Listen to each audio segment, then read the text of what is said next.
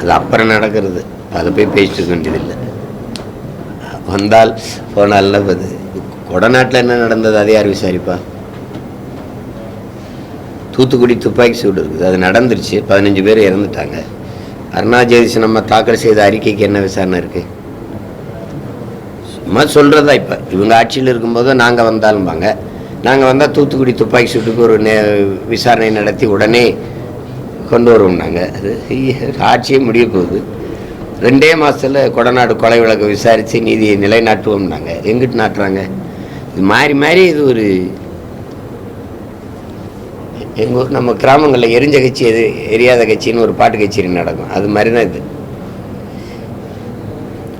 அது அப்போவே மூடி மறைச்சிட்டாங்க இவங்க. யார் அந்த சார்னு இவங்க சட்டசபையில் பதாகை பிடிச்சாங்க, எல்லாம் பேசுனாங்க, சூருட்டிலாம் ஒட்டி தான் பார்த்தாங்க. அது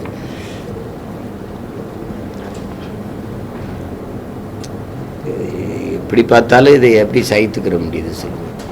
அரக்கோணத்தில் ஒரு தங்கச்சி பாதிக்கப்பட்டவ காவல் நிலையம் ஒவ்வொரு இடத்துக்காக ஏறி ஏறி மண்டாடுறா. அது ஒரு வழக்காக்க கூட முடியல இந்த நாட்டில். அது ஒன்றும் அப்படி தான் எடுத்துக்கிறோம், ஒன்றே அப்படி தான் எடுத்துக்கிறோம். எல்லாத்தையும் தங்களுக்கான இதாக தான் எடுத்துக்கிறோம். அது இப்போ பொள்ளாச்சி பாலியல் வழக்கு தீர்ப்பு இவங்க ஆட்சியில் வந்தோடனே எங்கள் ஆட்சியில் தான் வருதுன்னு அப்படி தான் எடுத்துக்கிறது இவங்க. நீங்கள் கேளுங்களேன், இந்த பக்கத்து வீட்டு மாடு பசுமாடு கண்ணு போட்டிருக்குன்னு நாங்கள் தான் காரணம்பாங்க. இதுக்கு பழக்கம். திராவிட கட்சிகளின் ஆட்சி முறையே இதுதான். இந்த நம்ம ஊரில் குருவி உட்கார பனம்பழம் விழுந்துச்சு, காக்கா உட்கார பனம்பழம் விழுந்துச்சுன்னு சொல்லுவாங்கல்ல, அது பனம்பழம் பழுத்து அப்போ விழலான்னு இருக்கும். அது காக்கா உட்கார்ந்தவொன்னா அது விழுந்ததுன்ட்டு ஒரு கதை தான். அந்த கதை தான் இது காலங்காலமாக ஓடிட்டுருக்கு. எது ஒன்றை சாதிச்சிருக்கீங்க நீங்கள்? எந்த இடத்துல சாதிச்சிருக்கிறீங்க? இந்திய எதிர்ப்பு எதில் உறுதியாக நின்றுருக்கீங்களா?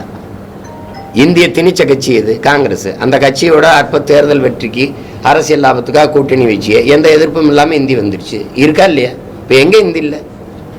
ஒவ்வொன்றையும் எடுத்து சொல்லுங்கள், ஒவ்வொன்றையும் சொல்லுங்கள். 18 வருஷம் ஆட்சியில் தொடர்ச்சியாக 18 ஆண்டுகள் அங்கே இருந்தீங்க. அப்போவெல்லாம் மாநில பட்டியலுக்கு கல்வியை திருப்பி கொண்டு வரல, உங்கள் ஆட்சியில் தான் எடுத்துக்கிட்டு போனாங்க. அப்போ நீங்கள் முழு அதிகாரத்தில் இருக்கும்போது கொண்டு வந்துருக்கலாம். இப்போ மாநில பட்டியலுக்கு கொண்டு வர நாங்கள் போராடுவோம். இதெல்லாம் இது வெறும் பசப்பு இனிப்பு வெற்று வார்த்தைகள். இதை இன்னும் நம்ம இந்த கூட்டம் நம்பிட்டு தானே இருக்கோம். நம்ம எது ஒன்று எங்களால் தான் நடந்ததுங்கிறது ஒரு சாதி கலவரம் சொல்லுங்களேன். அடிச்சுக்கிட்டா தமிழர்கள் வெட்டிக்கிறாங்கம்பாங்க. அப்போ ஏன் திராவிட வர மாட்டேங்குது? எந்த பெருமையும் திராவிடருக்கு போயிடும். சட்டசபையிலே தமிழ்நாட்டை தமிழர்களை இழிவுபடுத்தி விட்டாங்க. அந்த நேரத்தில் திராவிடர்களை இழிவுபடுத்தினதா வர்றதில்லை. பாராளுமன்றத்தில் பேசும்போது அவங்க சொன்ன திராவிட இன அதை எங்களையே இழிவு அப்படி பேசுறதில்ல, தமிழர்களை இழிவுபடுத்தி விட்டார்கள். இதையும் சொல்லுங்க. டாஸ்மார்க்கை நாங்கள் தான் திறந்து வச்சு பல லட்சக்கணக்கான பெண்களின் தாலியை நாங்கள் தான் அறுத்தோம் அப்படின்னு சொல்லுங்க. பெரியாரை நீங்கள் அதில் பின்பற்றீங்களா இல்லையா? பெரியார் தாலி தாலி அழிவது, மங்கள நான் அணிவது, ஒரு அடிமை விலங்கு, அடிமை சங்கிலி, அடிமை இது அறுத்தெறிங்கன்னு அதை நீங்கள் அறுத்தெறிஞ்சலாம் இல்லை, அவர் சொன்னார். இப்போ அதை தான் நீங்கள் செய்கிறீங்க. குடிக்க வச்சு பல லட்சக்கணக்கான பெண்களின் தாலியை அறுத்தெறிஞ்சிக்கிட்டு தான் இருக்கிறீங்க. அதையும் சொல்லுங்கள், அதையும் நாங்கள் தான் சாதித்தோம் அப்படி சொல்ல வேண்டியதானே? அப்படி சொல்லலாம்ல? கொடுமை. அது எது ஒன்றையும் இப்படி அவங்க தனக்கானதை ஆக்கிக்கிடுவாங்க. ஏதாவது ஒரு எங்கள் ஆட்சியில் நடந்தது, நாங்கள் தான் அதை சாதித்தோம் அப்படின்றது. ஒரு சொட்டு தண்ணி தர முடியாதுன்னு சொல்கிற அந்த அரசை நிறுவத்தான் இவங்க போய் கேட்டாங்க. அதான் ஐயா ஸ்டாலின் அவர்கள் போய் ஒரு கட்சி தலைவராக போகல, தமிழ்நாட்டு முதல்வராக இருந்துட்டு தானே போய் கேட்டார். அப்புறம் எப்படி பேசுவார்? ஒரு வரலாற்று பூர்வமாக பேசுவோம். நீங்கள் எங்களுடைய தோற்றுவாய், எங்களுடைய இனத்தினுடைய தொடக்கம் எதுன்னா நாங்கள் பேசுகிறோம். கன்னட இனத்தினுடைய தொடக்கம், அந்த மொழியினுடைய தொடக்கம் எது, தோற்றுவாய் எதுன்னு அவங்க அந்த மொழியில் ஆய்வறிஞர் கூட பேசிட்டோம். ஓஹோ, எல்லாருக்கும் தெரியும், உலகத்துக்கே தெரியும். தென்னிந்திய மொழிகள் எல்லாமே இந்த பல மொழிகள் தமிழிலிருந்து பிறந்து உருவ கிளைத்த மொழிகள் தான் எல்லாருக்கும் தெரியும். அப்போ நீங்கள் அவங்க மொழிகளில் சான்றோட நிரூபிக்கட்டும், இது இப்போ இந்த மொழி எங்களுடைய தொடக்கம் இதுதான் அப்படின்னு. அவர் வரலாற்று பூர்வமாக தான் யாரும் மறுக்க முடியாது. எந்த வரலாற்று ஆய்வறிஞனும் தொல்பொருள் ஆராய்ச்சியாளனும் மொழியியல் ஆய்வறிஞனும் அதை மறுக்க முடியாது. அவங்களுக்கு அவங்களுக்கு இருக்கிற அந்த தமிழ் மொழியிலேருந்து எங்கள் மொழி வந்ததுன்னு சொல்லிக்கிறதுல அவங்க ஒரு சிறுமை அடைகிறாங்க. அதில் அவங்களுக்கு ஒரு வெறி வருது, உணர்வு வருது. அண்ணன் படத்தை நீங்கள் ஓட விடல. அதுக்கு முன்னாடி தம்பி விஜய் என்ன சொல்லிட்டாரு, அவர் படத்தையும் தான் நீங்கள் கிழிச்சிங்க, பதாகையை கிழிச்சிங்க. உங்களுக்கு புரியுதா? எல்லாம் நீங்கள் இது பண்ணுறீங்க. நாங்கள் எவ்வளவு ஜனநாயகவாதிகள், பேரன்பு மிக்கவர்கள்.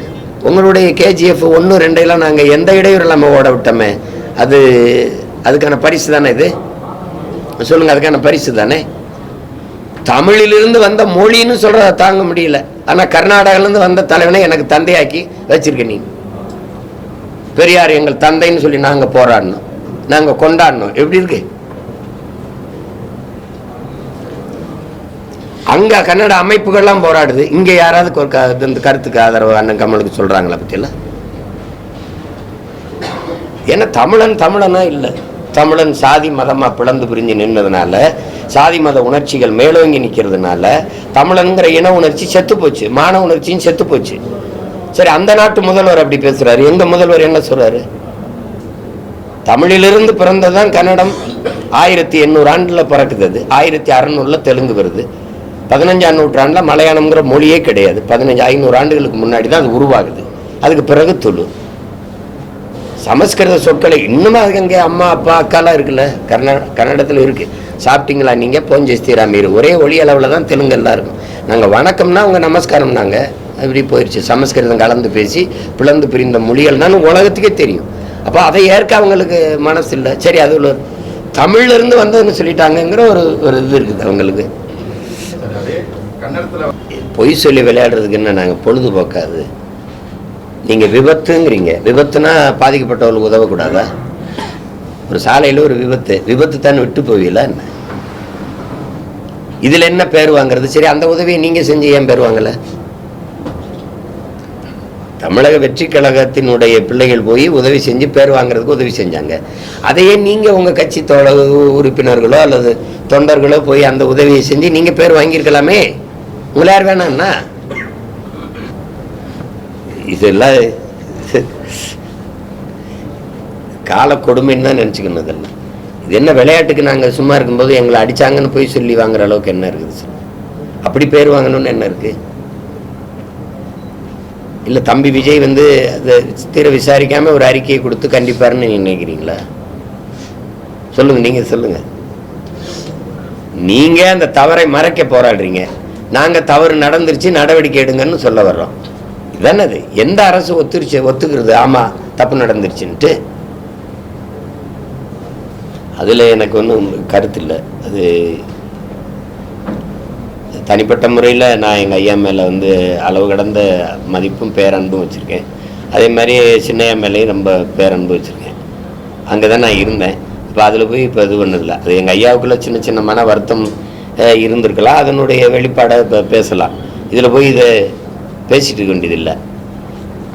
இந்த செய்தினால இந்த இது இருக்குல்ல, இதனால நாட்டுக்கு மக்களுக்கு ஏதாவது பாதிப்பு இருக்குன்னா சொல்லுங்கள், நான் பேசுகிறேன். சரி, அது எங்கள் ஐயாவுடைய கருத்து, அவ்வளோதான். அது விட்டுருவோம், அதை விட்டுருவோம். வேற ஏதாவது அது கிடையாது. நீங்கள் மற்ற கட்சிகள்லாம் ஒன்றா நின்னா திமுகவை வீழ்த்த முடியும்னு நினைக்கிறாங்க. அதில் இல்லை, ஒன்றா நின்று தான் வீழ்த்தணும்னு நான் நினைக்கிறேன். நான் தனியாக ஒன்றா நின்று திமுகவை வீழ்த்தணும்னு நினைக்கிறேன்.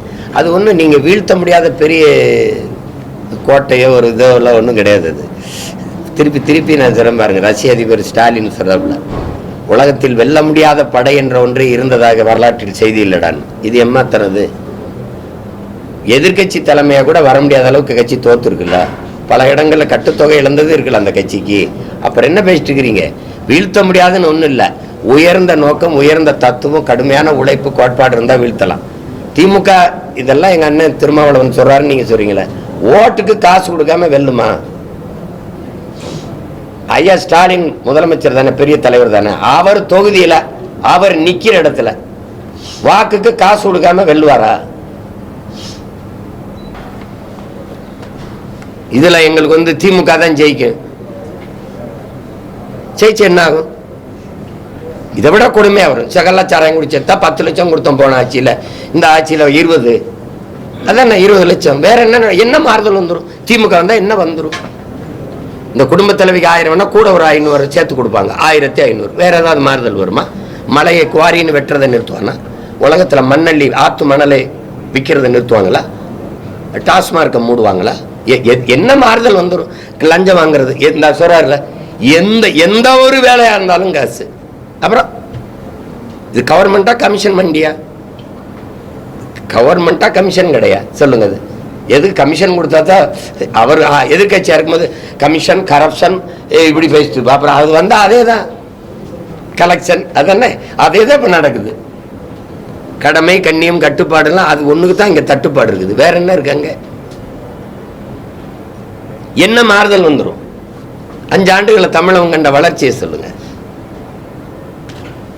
ஏங்க 60 ஆண்டுகளா மாறி மாறி அன்று இலவச அரிசி போட்டாதான் வாங்கி சாப்பிட்டு வயிறு வளர்த்து உயிர் பிழைக்க முடியும்னு ஏழ்மை வரும் நிலையில என் இனக்கூட்டம் நிக்குது. நீங்க பேசிட்டுக்கிறீங்க, இதை வளர்ச்சின்னு பேசிட்டுக்கிறேங்க. நீங்க சமத்துவபுரத்தில் கட்டி கொடுத்துருக்க வீட்டில் நீங்க ஒரு தடவை படுத்து இருந்துச்சு வாங்க பார்ப்போம். அது வீடா கோழி கூடா? எந்த அளவுக்குள்ள ஏழ்மை வறுமை இருக்குது நீங்க இன்னும் பேசிட்டுக்கிறீங்க? உங்களை